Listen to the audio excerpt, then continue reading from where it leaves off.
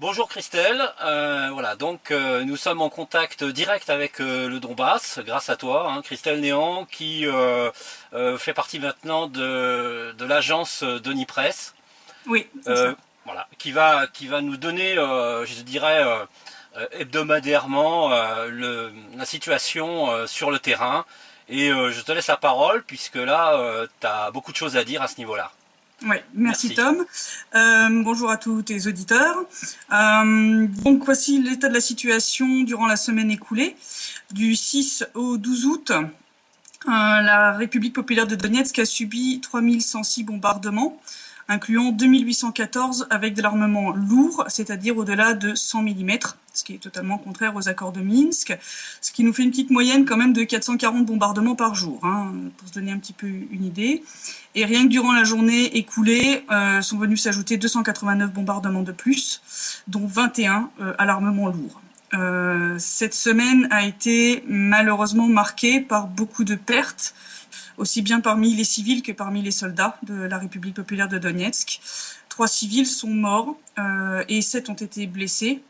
Et nous avons eu 1 soldat mort et 3 blessés durant la semaine écoulée à cause des bombardements de l'armée ukrainienne. Durant cette semaine, ces bombardements ont aussi endommagé 54 habitations à différents degrés. Les services de renseignement de la République continuent d'enregistrer l'accumulation de l'armement interdit par les accords de Minsk sur la ligne de front. Entre autres des pièces d'artillerie de 152 mm, ce qui est vraiment du très très lourd. Ouais, c'est du gros calibre, oui. C'est du très gros calibre, des grades, des obusiers de 122 mm, des obusiers de 120 mm, des mortiers de 82 et 120 mm et beaucoup de chars d'assaut. Ces faits sont confirmés d'ailleurs par les rapports de l'OSCE qui nous informent que sur les sites de retrait où ces armes sont censées être stockées, eh ben, ces armes sont absentes. Tout cela, bien entendu, fait une situation qui est extrêmement tendue sur la ligne de front, mais qui pour le moment reste contenue. Les services de renseignement de la République ont aussi enregistré que le vol et la revente d'armes par les soldats des forces armées ukrainiennes ou par les commandants d'unités se poursuivent à grande échelle. Ainsi, certaines unités qui viennent d'arriver pour entraînement se retrouvent sans munitions. Elles ont disparu, elles se sont désintégrées. Et certaines unités ressortent carrément de l'armement datant de la Seconde Guerre mondiale. Donc on a vu réapparaître des obusiers qui datent des années 1940. Donc là, ça donne quand même une bonne petite idée de ce qui se passe au sein des forces armées ukrainiennes. La corruption bat son plein, c'est magnifique. C'est un petit peu celui qui se tire une balle dans le pied là quand même, parce que. Oui, mais ça donne une idée de l'état de délabrement de l'armée ukrainienne. Il faut savoir que les soldats de l'armée ukrainienne sont parfois partiellement payés, même assez souvent, et ils reçoivent pas l'intégralité de leur solde. On cherche tous les moyens pour les amputer d'une bonne partie de leur solde. Donc forcément, ça laisse la voie libre, le champ libre à tous les marchés noirs, les trafics, pour arrondir les fins de mois. Donc les gars, ils revendent des armes, des munitions, et même certains commandants s'y adonnent joyeusement. Donc la corruption en Ukraine, ça va de la base jusqu'au sommet. Hein. C'est ubuesque là, à ce niveau-là, quand même. Complet. Donc bien sûr, tout ça dans un contexte de situation tendue, donc suite à ce qui s'est passé en Crimée ce week-end. Donc pour ceux de tes auditeurs qui ne sauraient pas ce qui s'est passé, donc le week-end dernier, il y a eu une tentative de pénétrer en force en Crimée par des forces ukrainiennes. Cette tentative a échoué grâce à l'action du FSB qui a répondu. C'est un chauffeur de poids lourd, hein, soi-disant. Voilà, le fameux. Donc et en plus ils ont arrêté donc effectivement un groupe de sabotage qui avait prévu de mener des attentats sur le territoire de Crimée, mené par un soi-disant chauffeur de poids lourd dont on a retrouvé des photos en uniforme de l'armée ukrainienne un petit peu partout. Bon, drôle de chauffeur, des activités un petit peu étranges. C'est sûr. Donc suite à ces tentatives d'attentats et de pénétrer en force sur le territoire de Crimée, 2 agents un soldat et un agent du FSB sont morts, poussant la Russie à taper du poing sur la table. D'ailleurs, là, on a appris aujourd'hui que des S-400 avaient été déployés en Crimée, histoire bien expliqué que la Crimée est russe et elle le restera et qu'ils sont prêts à la défendre comme il faut face à toute tentative d'entrer en Crimée par la force. Alors Christelle, il faut expliquer juste un petit instant ce que c'est que le S-400. Alors le S-400, donc c'est un système de protection anti-aérien, Oui. donc missile sol-air, qui est actuellement le plus performant en Russie en attendant l'avènement des S-500, Oui. dont l'armée russe sera dotée d'ici la fin de cette année, début de l'année prochaine. Voilà. Donc, mais c'est déjà des missiles qui font du gros dégât et qui font déjà quand même peur à beaucoup d'autres armées qui pourraient être tentées d'aller affronter la Russie. Oui. La version précédente faisait déjà peur, hein. Hein, voilà. Le S300 était déjà sympa, le S400 est encore mieux et le S500, alors c'est là, le cauchemar. Voilà, c'est le cauchemar. L'Ukraine a bien entendu rajouté de l'huile sur le feu avec des provocations médiatiques où ils ont essayé de faire croire que nos unités avaient bombardé des zones civiles sur le territoire contrôlé par l'Ukraine. Mais comme ce sont de mauvais menteurs, ils se sont pris les pieds dans le tapis. Et donc, deux agences gouvernementales différentes ont donné deux versions différentes de l'histoire. Donc, oui, ça forcément. fait un gros fail, forcément. Ils continuent bien entendu les provocations, bombardement de zones civiles, principalement la banlieue ouest de Donetsk, toute la zone de Yassinovataya, Gorlovka et plus au sud vers Komitarnovosk qui est en face de Mariupol. Mariupol où une accumulation de chars d'assaut et d'armes d'assez gros calibre a été repérée aujourd'hui, ce qui est un petit peu inquiétant. Oui, parce que là, on aurait à ce moment, il faudra mettre une carte de la situation, une carte géographique, pour se rendre compte que, évidemment, si une attaque était faite à partir du nord de Mariupol, une partie des forces armées de Novorossia, en particulier celle de Donetsk, de la République de Donetsk, serait par définition coupée de ces lignes arrières. Qui sont plus au sud, effectivement, en face de Mariupol. Voilà. Donc ça, c'est effectivement un petit peu la crainte pour le moment. Ça serait une attaque dans cette zone-là, qui est effectivement beaucoup moins dense que toutes les zones de Donetsk, de Gorlovka ou de Yassinovataya, et qui donc potentiellement pourrait offrir un meilleur terrain pour une avancée de l'armée ukrainienne.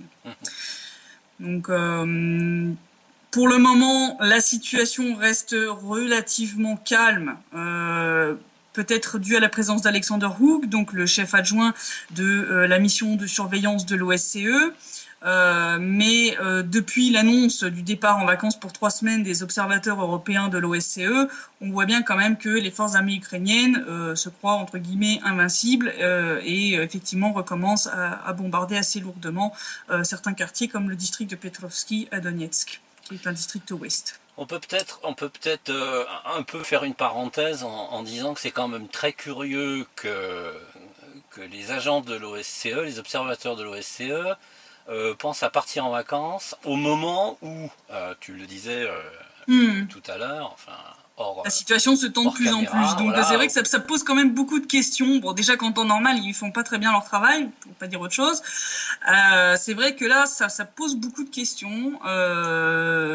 Et c'est vrai que on peut avoir un petit peu l'impression que ça va commencer à devenir très chaud. On va se sauver, on vous laisse. Au revoir les gars. Ça fait un peu ça quand même. Ouais. Ce qui indiquerait, qui sont peut-être au courant de certaines choses, voilà. Donc l'avenir nous dira si cette supposition est juste ou pas, mais effectivement, ce départ en vacances en pleine tension exacerbée entre les deux parties, et puis maintenant cette tension entre la Russie et l'Ukraine à cause de ce qui s'est passé en Crimée, ça laisse quand même des gros points d'interrogation. C'est quand même assez bizarre.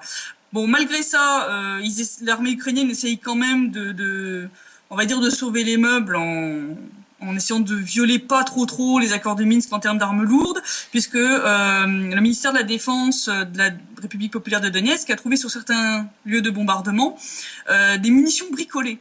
Alors, c'est-à-dire que l'armée ukrainienne prend des munitions qui sont en dessous des calibres d'armes lourdes, qui sont des calibres autorisés entre guillemets par les accords de Minsk, et en fait ils les bricolent pour augmenter leur pouvoir de destruction. D'accord. Voilà, donc ça c'est la dernière nouveauté made in Ukraine. Il faut noter un petit détail quand même, c'est que, quand je dis c'est un euphémisme, bien entendu, c'est que Poroshenko a demandé donc à ses armées qui entourent le Donbass et celles qui sont en face des lignes de la Crimée de se mettre en état d'alerte maximum prêt au combat.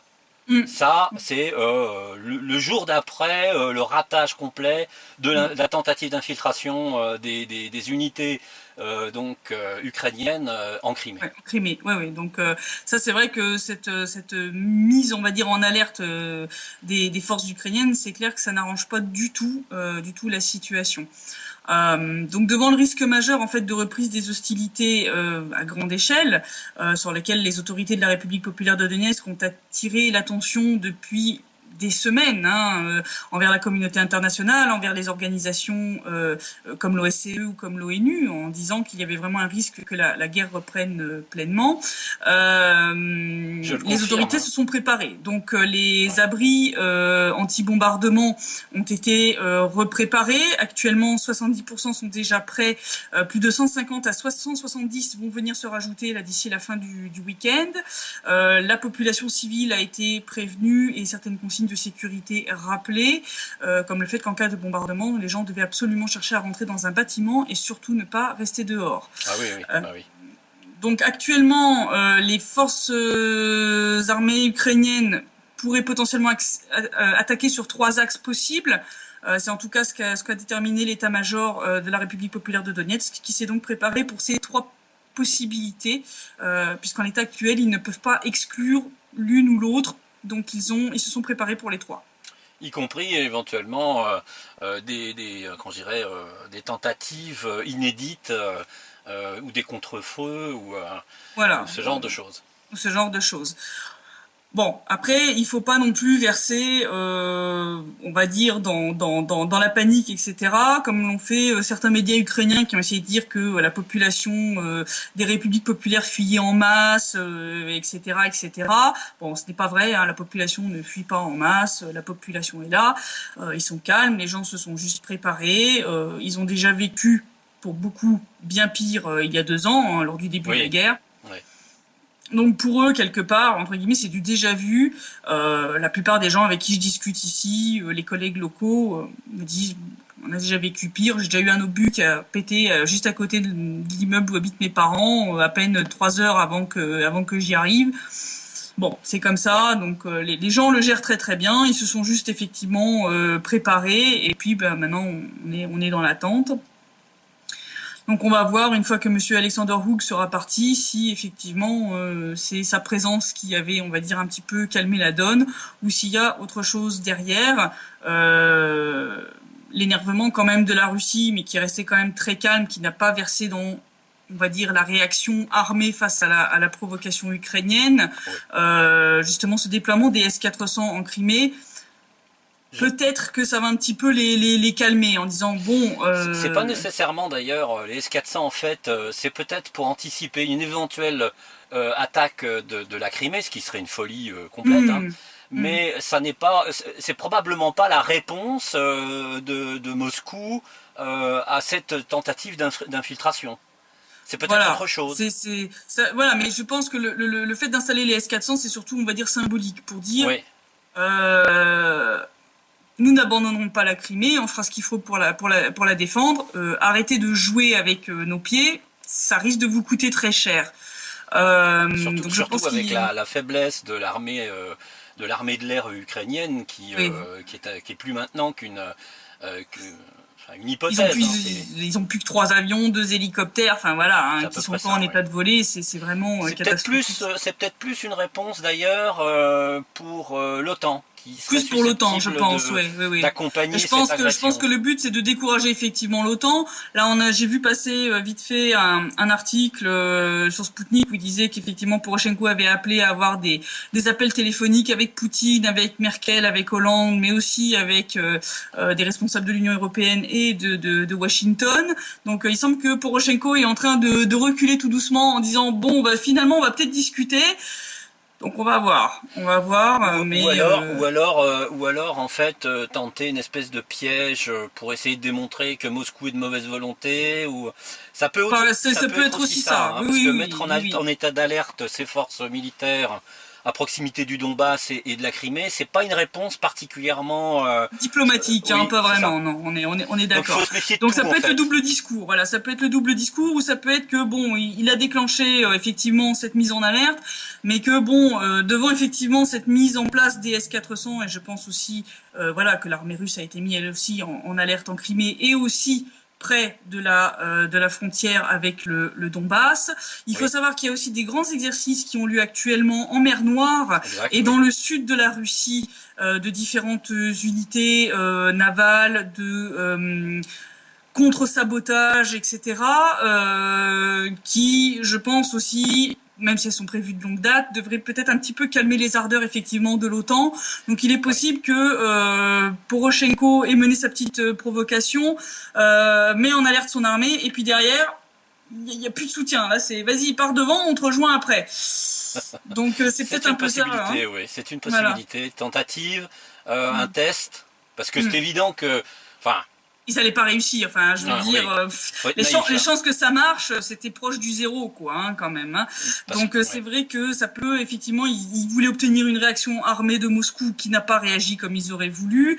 Et je pense que de l'autre côté, même si l'OTAN fait des rodomontades en disant oui, enfin, on croit pas trop ce que la Russie nous raconte, ça a l'air d'être un coup de montée.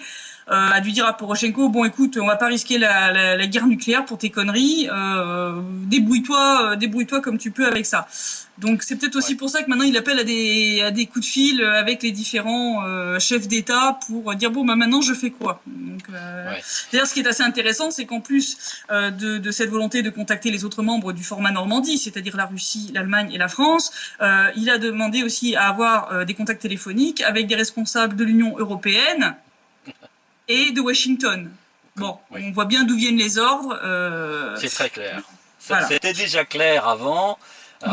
On sentait la patte de Washington dans les décisions de Poroshenko, mais là, je crois que c'est tout à fait évident. Hein. Ah oui, non, mais ça, c'est pour les gens d'ici, pour les personnalités d'ici qui s'occupent de tout ce qui est négociation, comme Denis Pouchiline ou Natalia Nikonorova, la ministre des Affaires étrangères de la République populaire de Donetsk.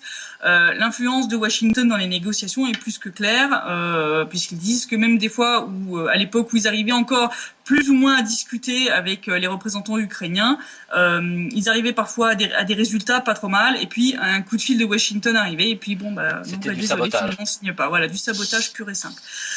Donc, en l'état actuel, on est un petit peu en état de tension, on guette un peu ce qui se passe. Hier soir, les bombardements se sont fait entendre même depuis le centre-ville. Donc ils ont quand même bombardé avec du lourd pour qu'on arrive à l'entendre jusqu'ici, puisque Donetsk c'est quand même une ville qui est très étendue. Mais donc on saura, je pense, là dans les vraiment les jours prochains, puisqu'Alexander Hoog est ici jusqu'à aujourd'hui inclus. Donc peut-être cette nuit ou demain, on saura ce qu'il en est pour l'évolution de la situation ici. Mais en tout cas, aussi bien l'armée que les civils de la République populaire de Donetsk sont prêts. Et se sont préparés à toutes les éventualités. Peut-être que dans un certain sens, on en discutait hors antenne, si je puis dire. Peut-être que dans un certain sens, pour eux, finalement, c'est pas plus mal parce que ça fait plusieurs mois qu'ils reçoivent des bombes sur la tête sans pouvoir répliquer, de peur d'être assimilés aux provocateurs que cherchent à dépeindre Washington ou Kiev. Et donc peut-être que finalement la population en a tellement marre de recevoir des bombes sans pouvoir répliquer qu'ils se sont dit nos forces sont à peu près bonnes, on est bien placé, on est en défense, apparemment en face ça a l'air d'être plus des tocards et des alcooliques qu'autre chose. Nous, alors ça dépend. Tu as, on va dire, les forces régulières de l'armée, dont beaucoup de conscrits, puisque l'Ukraine a fait plusieurs vagues de mobilisation plus ou moins forcées parmi sa population. Oui, plus que donc, clairement, forcé. voilà, plus que forcés. Ces gens-là, clairement, ils sont pas motivés. C'est là où tu retrouves effectivement tous les cas d'alcoolisme avec toutes les pertes hors combat que ça génère, par accident, mauvaise manipulation des armes. Enfin, voilà, tyrannie. D'ailleurs, tout à l'heure, je parlais des des armes qui dataient de la Seconde Guerre mondiale, ça a aggravé leurs pertes lors de tirs amis, puisque ces armes sont quand même beaucoup moins précises que les armes plus modernes. Donc ils se retrouvent à tirer sur leur propre position. Donc c'est quand même magnifique.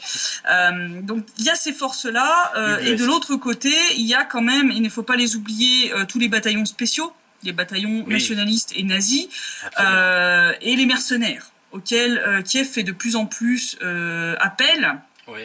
Parce qu'ils ont tellement de déserteurs, de pertes diverses et variées entre les morts, les blessés graves, les déserteurs, que ils remplacent de plus en plus les soldats ukrainiens par des mercenaires étrangers, principalement venant des pays baltes, de Pologne et de Géorgie. Et bon, ces gars-là, c'est pas le même niveau effectivement que le soldat ukrainien de base.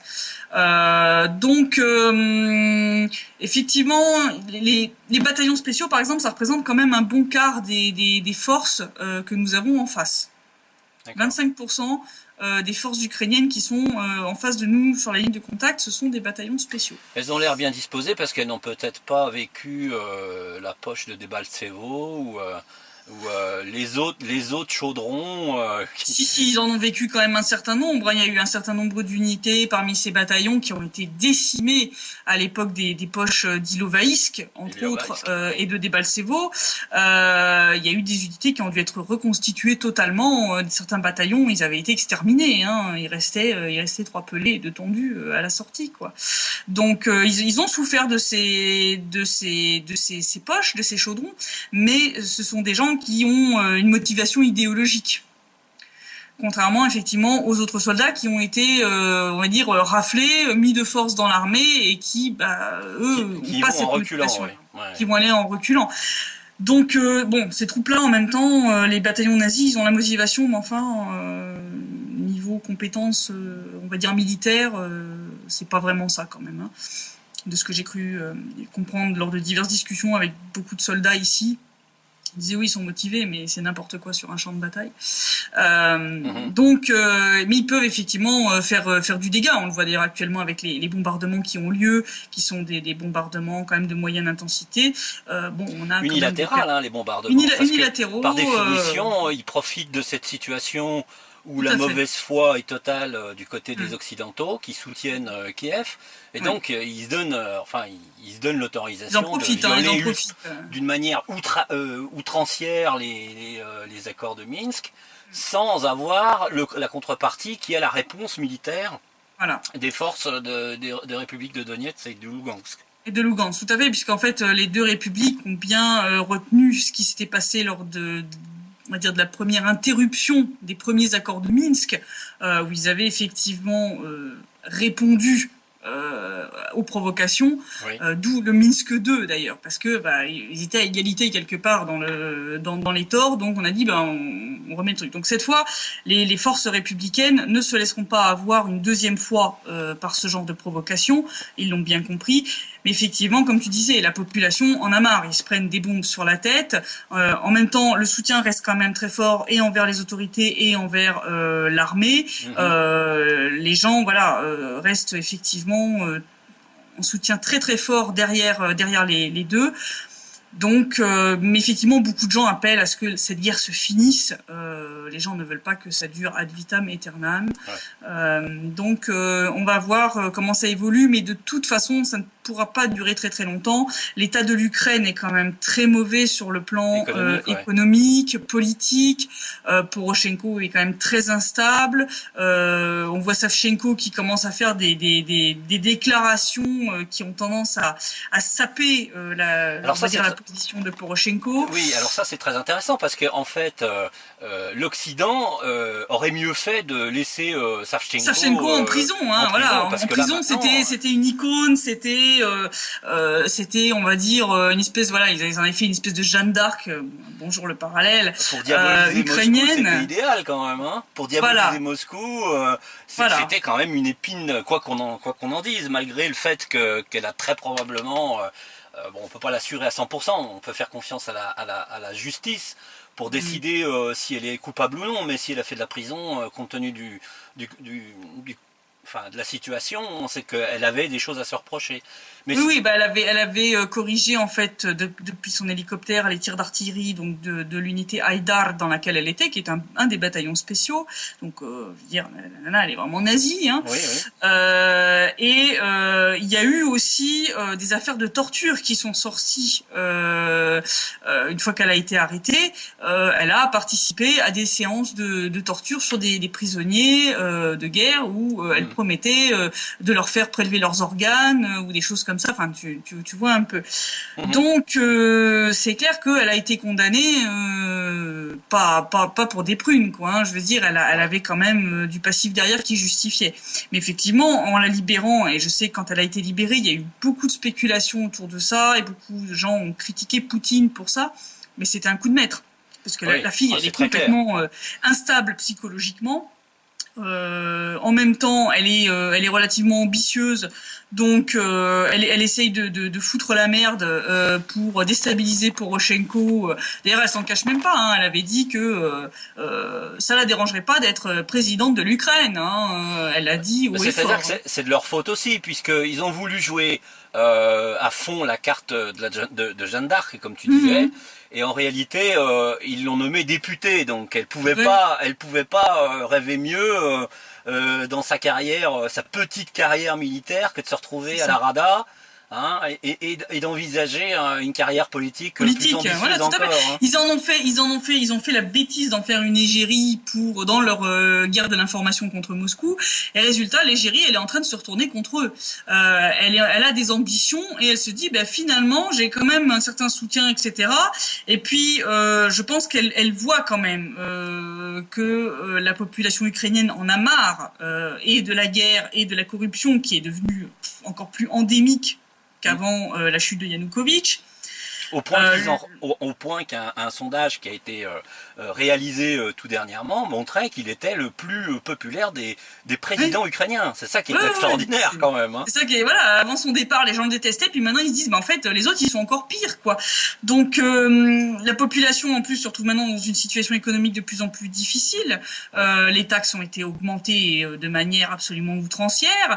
Les tarifs de gaz, d'électricité, d'eau, de charges locatives ont aussi explosé au point que beaucoup d'Ukrainiens maintenant ne peuvent même plus payer leurs charges. Donc on parle même pas de se payer à manger, on parle même déjà de payer de leur loyer et leurs charges. Déjà ça, maintenant, bon nombre d'Ukrainiens n'arrivent même plus à les payer. Donc il y a un grand mécontentement qui monte, d'où peut-être cette tentation de Poroshenko de relancer la guerre parce que c'est la seule solution pour sauver sa tête, en détournant l'attention en fait de la population. Et de toute façon, il sait qu'il ne pourra pas avoir la victoire. Le rapport de force n'est pas suffisant pour l'Ukraine pour arriver à vaincre les forces du Donbass. Ils ne peuvent pas. Submerger le Donbass, oui. Ils ne peuvent pas, c'est impossible. Ils n'ont pas un rapport de force suffisant. Est-ce que dernièrement, excuse-moi Christelle, mais est-ce que tout dernièrement, ce qui pourrait d'ailleurs l'avoir motivé à déclencher cette provocation en Crimée et cette déclaration de situation militaire d'urgence en alerte maximum, c'est cette procession religieuse orthodoxe qui est parti de deux endroits différents, très opposés d'ailleurs géographiquement en Ukraine, pour finalement arriver à Kiev. Composé de dizaines de milliers d'Ukrainiens déterminés à vouloir la paix et à le manifester d'une manière religieuse, qui était quelque chose à la fois d'extraordinairement fort et très dangereux, puisque les bataillons néo-nazis étaient sur le chemin pour tenter de les empêcher d'arriver à Kiev. Il y a eu des provocations, il y a eu des jets d'œufs ils ont jeté des œufs sur la procession, y compris sur les icônes, ce qui a choqué beaucoup de prêtres orthodoxes qui ont trouvé ça absolument inacceptable et intolérable, et qui ont dit que ça en disait très long sur les gens qui avaient jeté les œufs. Donc effectivement. Oui, c'est clair. Oui.